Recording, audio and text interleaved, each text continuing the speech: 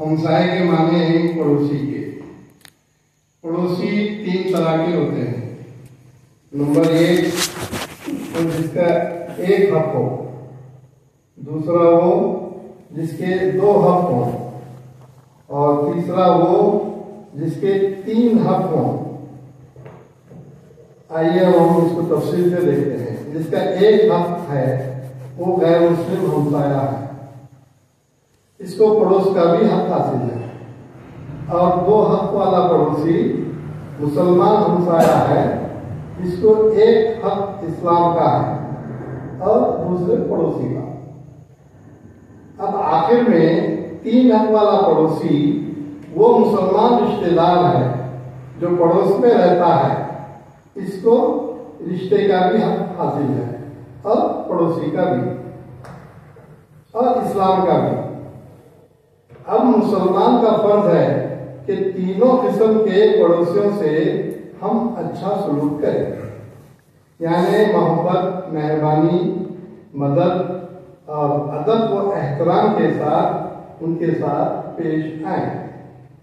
پڑوسی صرف وہ نہیں جو دیوار کے نیچے رہتا ہے، بلکہ 40 مکان تک پڑوس ہے، یعنی دائیں بائیں آگے پیچھے۔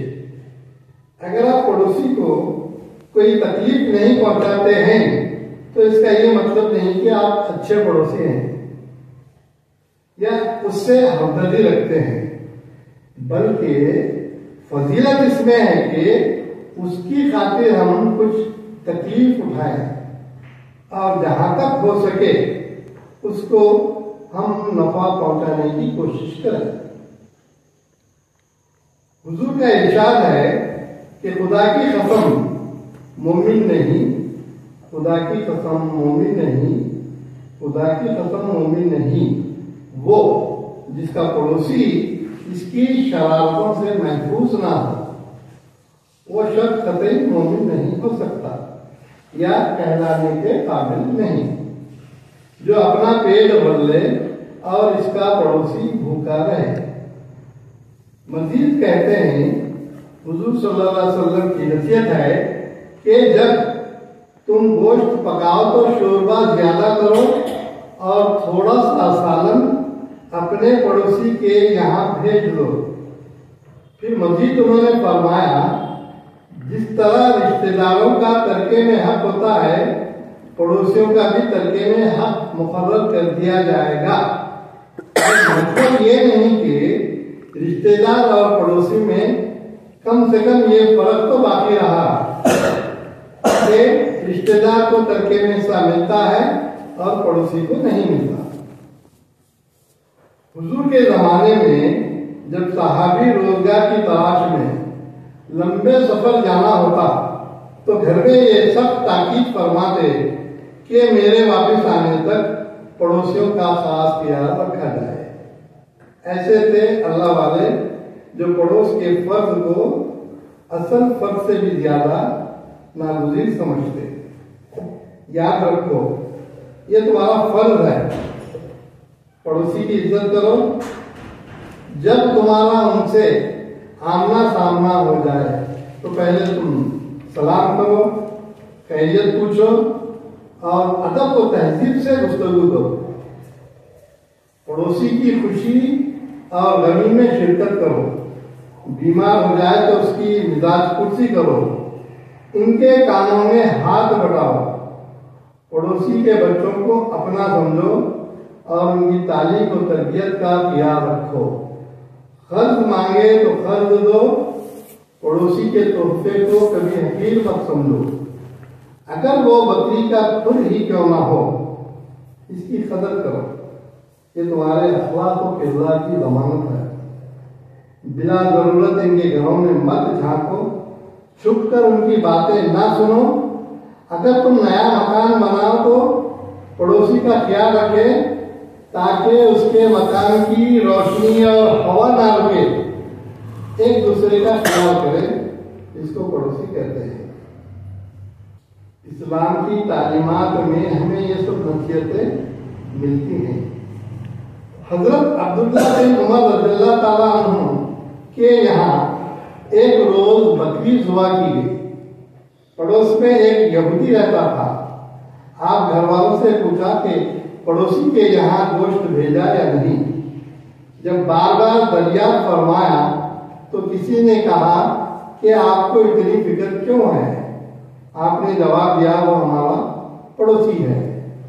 پھر آپ اس وقت تک گوشت کو نہیں چکھا جب تک یہودی پڑوسی کے یہاں گوشت نہیں بھجوایا گیا. قصہ مشہور ہے. ایک بزرگ کے مکان میں چوہے بہت ہو گئے تھے. کسی نے مشورہ دیا کہ بلی پال لیجیے، چوہے بھاگ کر جائیں گے. بزرگ نے جواب دیا چوہے بھاگ کر کہاں جائیں گے؟ پڑوسی کے گھر میں. تو جو تکلیف مجھے ہو رہی ہے میں یہ نہیں چاہتا کہ وہ تکلیف اس کو پہنچے. یہ بات میں اپنے لیے پسند نہیں کرتا. لیکن آج ہم ہمسائے سے دوری بنائے رکھے ہیں، بے تعلق ہو کر زندگی گزار رہے ہیں. ہمیں پڑوسی کی کوئی فکر نہیں، وہ اچھا ہے یا برا، ہمیں سے کوئی لینا دینا نہیں. نفسا نفسی کا عالم ہے. اگر کبھی کبھار کہیں اس سے آمنا سامنا ہو جائے تو ہائے ہیلو کہہ کر پیچھا چھڑا لیتے ہیں. ہمسائے کے حقوق کی تو دور کی بات. البتہ گاؤں چھوٹے شہر بہتر ہیں بنسبت بڑے بڑے شہروں کے مقابلے میں. میٹرو سٹی کی بات کریں تو معلوم پڑتا ہے کہ انہیں پڑوسیوں سے کوئی لینا دینا نہیں. اڑوس پڑوس میں کون رہتا ہے قطعی انہیں اس بات کا علم نہیں رہتا. برسوں ایک دوسرے کے لیے انجان بنے رہتے ہیں. اکثر فلیٹ کی زندگی میں جو لوگ رہتے ہیں پارکنگ کے لیے جھگڑا ہوتا ہے. بعض دفعے تو نوبت قتل و خون تک پہنچ جاتی ہے. چھوٹی چھوٹی باتوں پر جھگڑے ہوتے ہیں. اس کی بڑی وجہ ہم دینی علوم سے ناواقفیت ہے.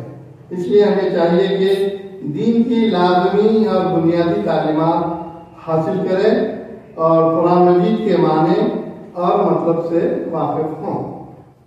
یہ بات اپنی جگہ صحت مند ہے کہ اڑوس پڑوس میں اچھے برے دونوں طرح کے لوگ رہتے ہیں. اس کا یہ مطلب نہیں کہ ہم ڈر و خوف سے اپنی جگہ تبدیل کر دیں. ایک صاحب نے کرائے کے مکان میں رہتے تھے.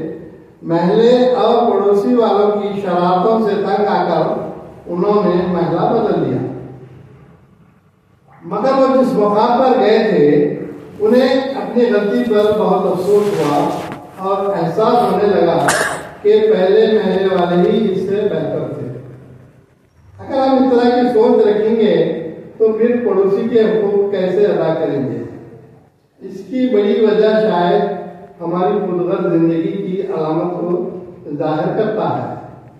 تو پھر ہم یہ انسان دوستی کی ذمہ داری کو کیسے پوری کر سکیں گے؟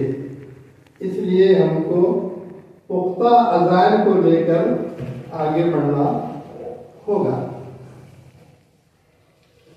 جی ہاں، مزے کی بات یہ ہے کہ میرے پڑوس میں تینوں قسم کے پڑوسی رہتے ہیں.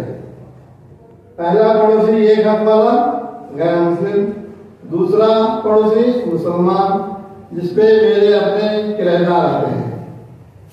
ان سے میرے اچھے روابط ہیں، ہم ایک دوسرے کا خیال کرتے ہیں. اب رہا سوال پڑوسی نمبر 3 کا.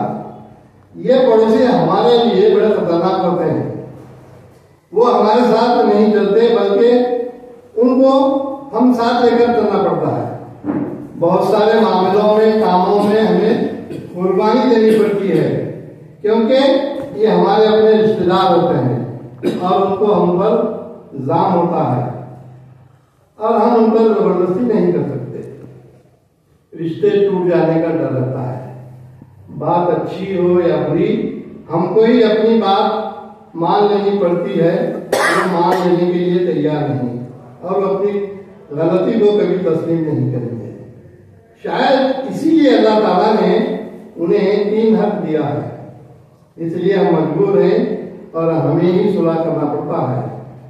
ورنہ اگر ہم بھی اپنے فیصلے پر अकल रहेंगे तो मसला सुलझने के बजाय उलझ जाएगा और पड़ोसी वाली बात खत्म हो जाएगी।